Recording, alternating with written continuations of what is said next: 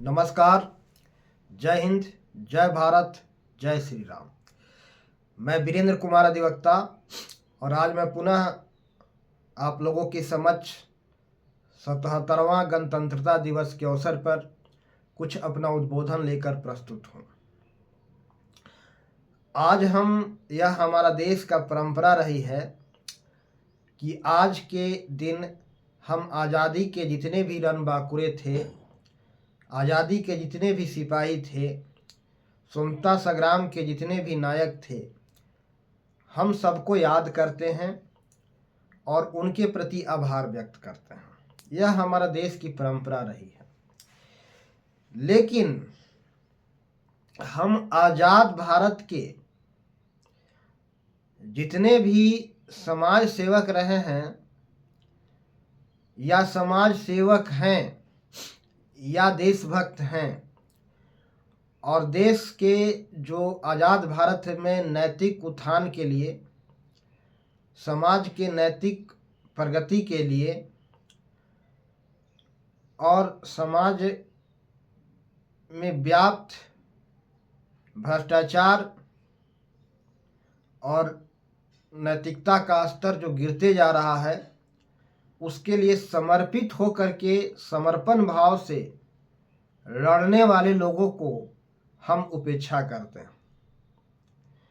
जबकि आज़ादी की अभी लड़ाई अनवरत चल रहा है और चलते रहना चाहिए।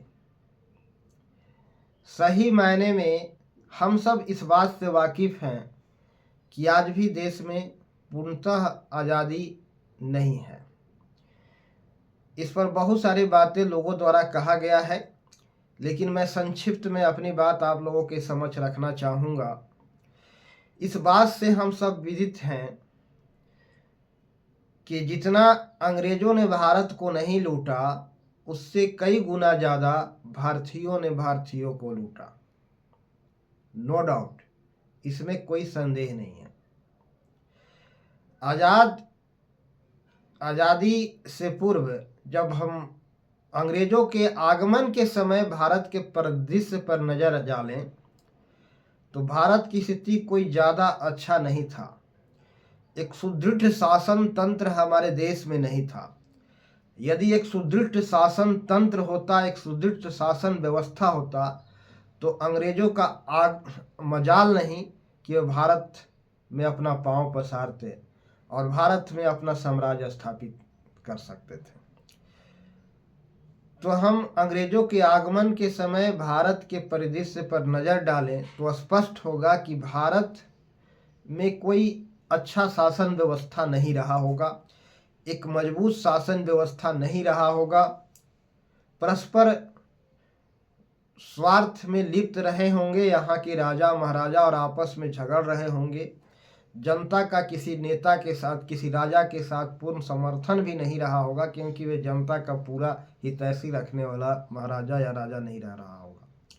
दिल्ली के जो महाराजा थे हमारे देश का, वो भी जनता का हमदर्दी हितैषी होकर के लोगों के सहानुभूति प्राप्त करने में असमर्थ रहे होंगे। यही वजह था कि अंग्रेज़ों को भारत में पांव पसारने का मौका मिला। और जब अंग्रेज़ों ने भारतीय के चोट पर मलहम लगाने का काम किया तो लोगों को सहानुभूति प्राप्त करके फिर अपना साम्राज्य स्थापित किया। कालांतर में जब अंग्रेज अहंकारी हो गए, घमंडी हो गए और शोषण वृत्ति अपनाने लगे और अधिकतम स्वार्थ और लालच के कारण भारत को पूरा दोहन करने लगे, तो भारतवासियों में जन जागृति आई और फिर अंग्रेज़ों को भारत से उखाड़ फेंका। आज़ादी के बाद, चलिए मैं आज़ादी के बाद की स्थिति पर, भारत की स्थिति पर बात करूंगा। लोग झूठा ढींग हाँक रहे हैं कि देश प्रगति कर रहा है। अरे प्रगति तो कुछ चंद लोगों को ही हो रहा है। गरीब तबके लोगों का आज भी आय लगभग उतना ही है, अगर बढ़ा भी है तो बहुत कम मात्रा में, बहुत न्यून मात्रा में। हम यह नहीं कर सकते कि भारत विकास नहीं हो रहा है। जब पेड़ पौधा लगाओगे तो विकसित होगा ही, वह उतना का उतना ही जैसा है वैसा ही नहीं रहेगा। एक विशाल वट वृक्ष में एक बहुत बड़ा वृक्ष बनने की क्षमता होती है, लेकिन उचित वातावरण और क्लाइमेट नहीं मिलने के कारण उसका समुचित विकास नहीं हो पाता। तो भारत विकास कर रहा है, लेकिन जिस अनुपात में विकसित होना चाहिए उतना नहीं हुआ है। आज भी हम विकसित देशों के तुलना में बहुत पीछे हैं। इसका एक ही वजह है यहाँ का वैमनस्य, नैतिकता का घोर क्षति, ह्रास, नैतिकता का पतन, बेईमानी, भ्रष्टाचार।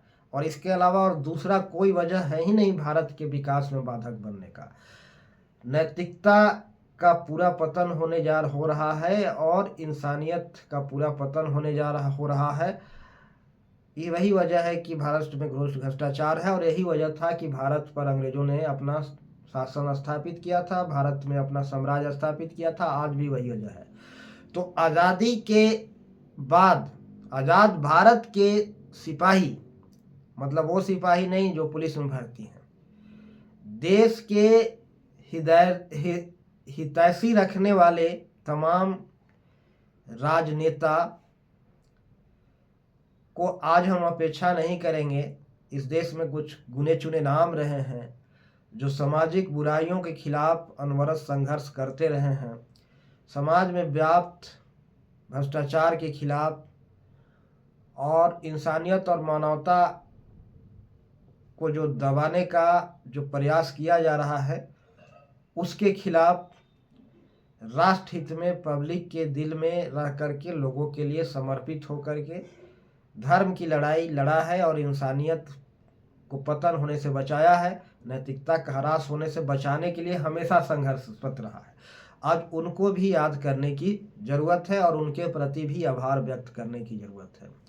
वैसे ही एक राजनेता जो शुरू में कांग्रेस पार्टी से जुड़े रहे, बाद में कम्युनिस्ट पार्टी में जुड़े और लंबे समय तक कम्युनिस्ट पार्टी से जुड़े रहे,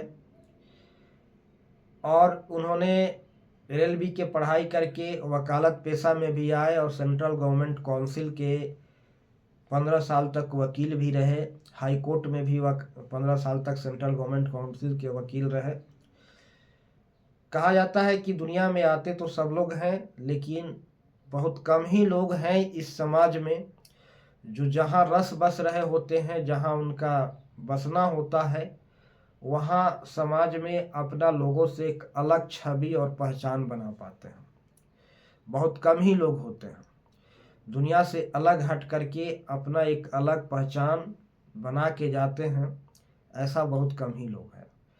तो आज मैं उन्हीं एक भारतीय कम्युनिस्ट पार्टी के देशभक्त, समाज सेवक, एक नेता जिनका जो 19 सितंबर वर्ष 2024 में दिवंगत हो गए, वो भी समाज के लिए समर्पण भाव से समर्पित होकर समाज के नैतिक उत्थान के लिए, समाज के चारित्रिक उत्थान के लिए, समाज में व्याप्त बुराइयों को हमेशा से संघर्ष विरोध करते हुए, और उन्होंने अपना जीवन सर्वस्व जीवन जिया।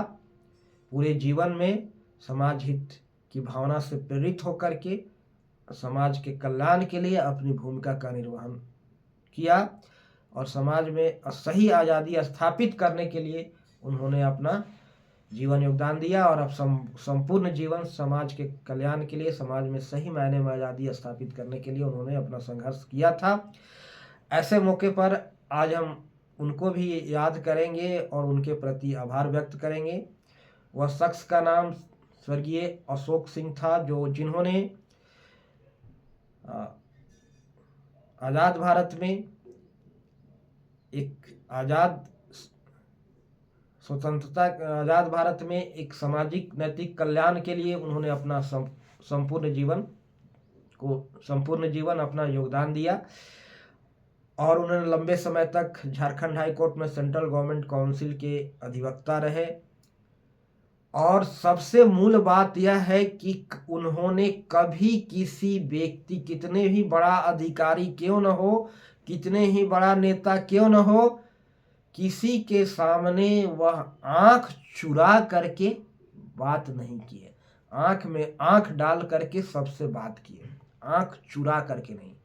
इसलिए कि जो भीतर से जिसका मन मलिन नहीं होता है, स्वच्छ मन का आदमी है, जो साफ सुथरा दिल का आदमी है, वह कभी आंख चुरा करके किसी से बात नहीं करता, चाहे वह कितने बड़ा आदमी क्यों न हो।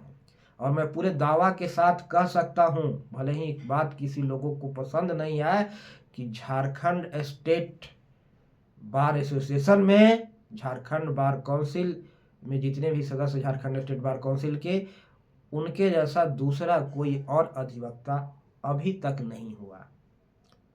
आज के समय में, पीछे समय में हुए होंगे बहुत पहले, लेकिन आज के समय में दूसरा कोई नहीं है।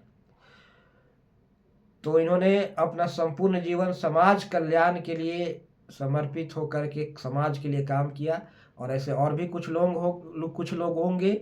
तो आज के इस शुभ अवसर पर, मौके पर, हम उनको भी नमन करेंगे और उनको भी, उनके प्रति भी अपना आभार व्यक्त करना नहीं भूलेंगे। और आज़ादी के जितने भी रणबांकुरे हैं, स्वतंत्रता संग्राम के जितने भी वीर सपूत रहे हैं, लड़ाकू लोग रहे हैं, जिन्होंने अपना सर्वस्व न्यौछावर किया, उनको प्रति भी आज के दिन अपना आभार व्यक्त करने का है और सबको नमन करने का है। तो सभी को मैं एक बार पुनः स्वर्गीय अशोक सिंह, जिन्होंने अपना संपूर्ण जीवन समाज के नैतिक उत्थान के लिए, सामाजिक कल्याण के लिए लड़ा और संपूर्ण जीवन समाज के भलाई करते हुए जिया, उनको भी नमन करना चाहेंगे। वे भी एक स्वतंत्रता के, मतलब समाज के एक सच्चा देशभक्त थे और आज़ाद भारत के सही मायने में आज़ादी स्थापित करने के लिए उन्होंने बहुत अपना संपूर्ण जीवन समर्पण भाव से योगदान दिया। तो आज के इस मौके पर मैं उन्हें भी नमन करूंगा हृदय, सच्चे दिल से, और पूरे उनके प्रति भी आभार व्यक्त करना चाहूँगा। तो सभी को मैं पुनः, समस्त देशवासियों को स्वतंत्रता संग्राम के अवसर पर ढेर सारी शुभकामनाएं देना चाहूँगा और सभी को नमस्कार करना चाहूँगा। तो सभी को नमस्कार, जय हिंद, जय भारत, जय श्री राम।